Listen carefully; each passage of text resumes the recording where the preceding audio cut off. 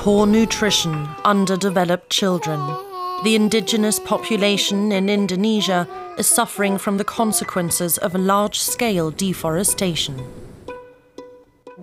His case is classified as stunting. A local expert says it's the lack of sago. The Marind people harvested it from the forest for generations. Indigenous people, especially the younger generation, are educated to no longer recognize their own traditional foods that have supported them for generations.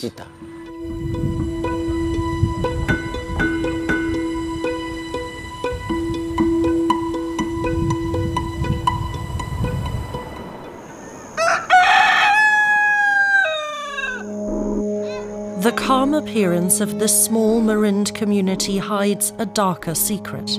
Since almost a decade, cases of malnutrition and stunting have begun to appear frequently. The tribe lives in their ancestral territory in South Papua, in the eastern part of Indonesia, which is mostly inhabited by ethnic minorities. Here, malnutrition affects the 2-year-old Louise. Her body temperature is high. However, her father is hesitant to take her to the village clinic. The nurse said, "We shouldn't come if it's late."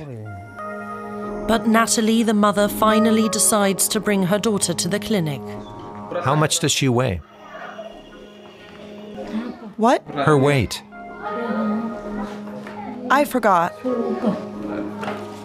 Racial discrimination is often at play in the clinics, according to a study from 2021.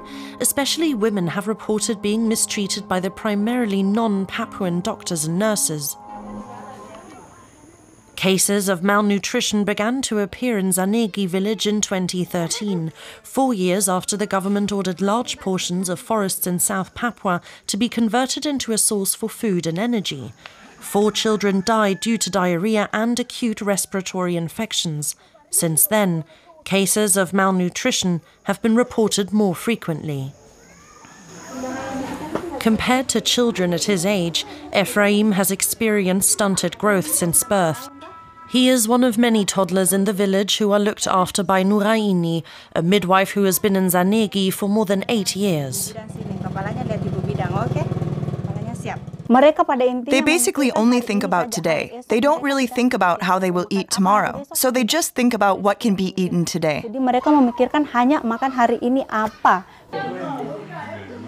For malnourished toddlers, common infections such as diarrhea, pneumonia or malaria can be fatal.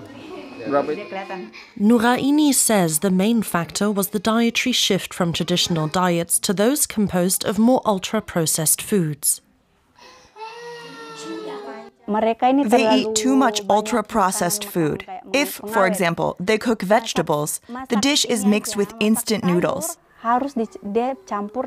They do that every day.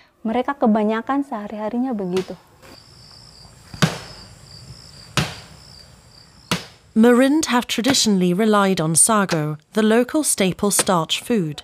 Here, Bonifacius Gebze is trying to educate his daughter in the arts of forest subsistence.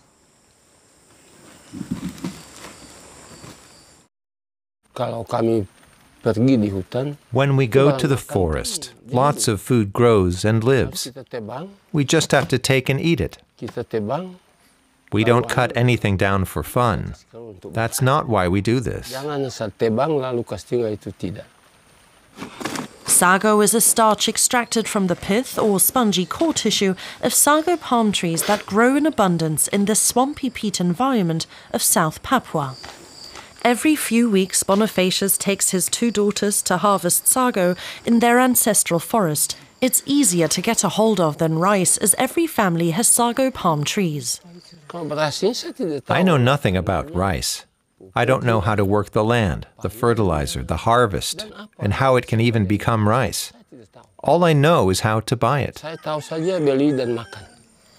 A single adult sago tree can yield between 150 and 300 kilograms of dry starch, which is then later reprocessed for consumption. But in recent decades, sago has become increasingly rare and is now more often used for traditional ceremonies, rather than as a staple food. The older generation feels that they no longer have the power to prevent the shift in the consumption of staple foods among indigenous people in West Papua.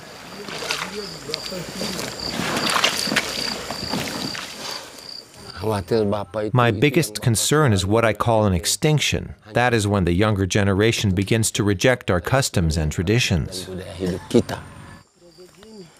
In Marin tradition, men are primarily responsible for hunting game, whereas women see Sago as their responsibility. But this tradition can only survive as long as the forest remains intact. South Papua represents one of the largest remaining rainforest areas in the world. But since 2009, a company with powerful connections called Medco Energy has been given the permission to cut down 5,000 out of 170,000 hectares of forest at the heart of Marin ancestral territory. Here, every piece of wood harvested from the plantation is burned to produce sustainable energy, known as biomass electricity. Budi Bazuki, chief of power and mining at Medco, said the company received millions in green financing to reduce carbon emissions. Actually, we're providing benefits. We supply electricity to the people of Papua and for the government, who previously had to import expensive fossil fuels. Now they can get reliable electricity at a much cheaper rate. However, increased logging activities have had a major impact on the Marin tribe's ancestral forests, in which Moses occasionally went to hunt wild boars or deer for food. He's one of the chiefs that sold their ancestral forest to the company in exchange for an old truck and money.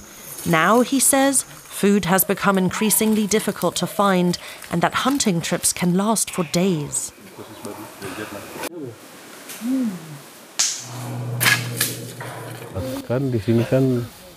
This area is where the company operates and where they process wood. Animals can't stay here because of the noise. They have to go far away from here. The loss of forest foodways happened long before deforestation. Decades of nationalistic food policies have ensured that Papuans no longer rely on forests to sustain themselves. Like these sago worm snacks. But sago has long been replaced by rice as the main staple food in West Papua.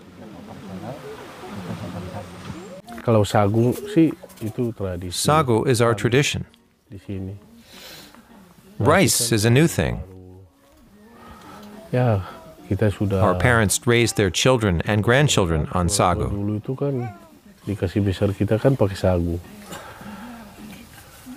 Rice came only after the road was built. The road was part of the transmigration program by the central government to move mainly poor people from Java to other less populated islands of Indonesia like West Papua.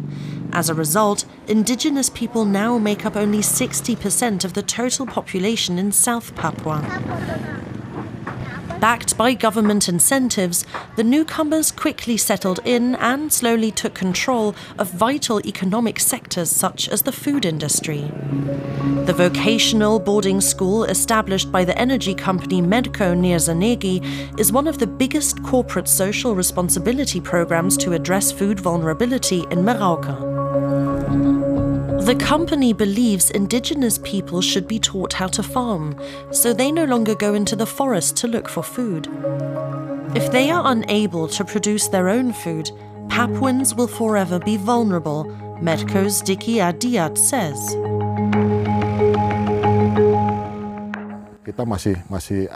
We are still quite far from changing this forest culture, but at least little by little, through this education. In 2024, however, nearly all students were descendants of transmigrant farmers. Only 2 of them were Papuan natives. The reluctance of indigenous people to participate in any type of government-related agricultural programs can be seen throughout Papua. This situation is seen as an indication of structural racism and exclusion against natives in the agricultural sector. Government assistance is badly needed by native Papuan farmers. Their numbers are small. Of more than 27,000 rice farmers in Merauke, only less than 400 of them are native Papuans. In contrast to migrant farmers, almost all native farmers in Merauke grow rice on rain-fed land because they do not have access to an irrigation system. They have long complained about discrimination and feel neglected. Merauke produces less rice than it consumes, but because indigenous people now also eat rice, ensuring its availability has always been a big challenge in West Papua. But despite this, indigenous people remain sidelined in agricultural production. Government aid like equipment is always sent across the Maro River to our brothers, non-indigenous farmers. Their irrigation system is so much better, and they have all the equipment, so during the planting season everyone can plant. Our only aspiration as indigenous farmers of Papua is that we want to be treated equally. Inzanegi, the eldest daughter of Amandus and Natalie Gebze, prepared a bucket of rice and 3 packages of instant noodles for breakfast. The meal is just enough for all family members, including the 2-year-old Louise. Ultra-processed food like this is common among the Marin tribe. Rice, instant noodles or canned food are now present at almost every mealtime. It is even common for poor Marin families to eat without side dishes, which is referred to as empty rice here.